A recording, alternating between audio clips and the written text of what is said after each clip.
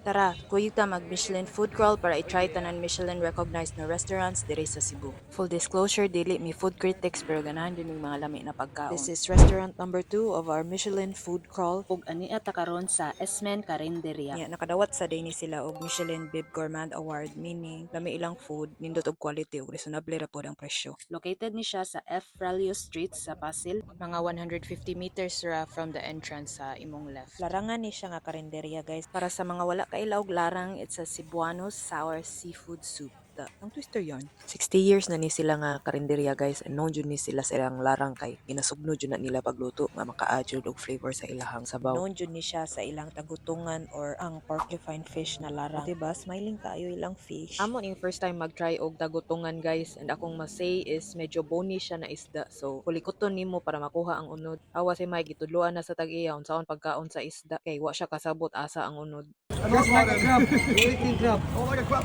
Plenty fish. Oh. Yes. Okay, okay. I see that. That one. It was also nice of Manong Jr. kay gipa-try mi niya sa porcupine caviar. Caviar? Dito oy bihod sa tagutungan. Plenty. Porcupine you eat. Little porcupine. If hats. Lami, lami. Salamat, kuya.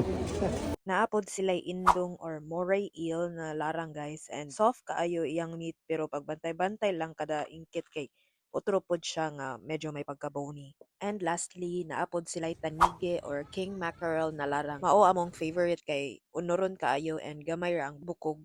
Ni order po di ay mig crab meat on the side because why not? Lami ilang larang guys. Hilabi na parisan nimo og mais na kanon og Sprite. Aw, solved na. Kay imagine ko lami siya kanon kung hangover. Aw, ba? Ang opening hours di ay nila guys is alas 6 sa buntag hangtod sa udto ra kay mahurot ra dayon ilang baligya, and pinakadugay na jud kuno ng alas 2 sa hapon. Total bill di ay namo is 575 pesos ra para sa upat ka larang, duha ka mais nga kanon ug usa ka crab meat ug usa ka Sprite. Sulit na kayo siya guys, and grabe makabusog. Yes, salamat kayo for a nice breakfast. Salamat kayo. Lamig tayo. Lamig tayo. Yeah, could be back here. Make sure to like and follow if gusto mo makakita sa sunod namong restaurant na adtuan. So, peace!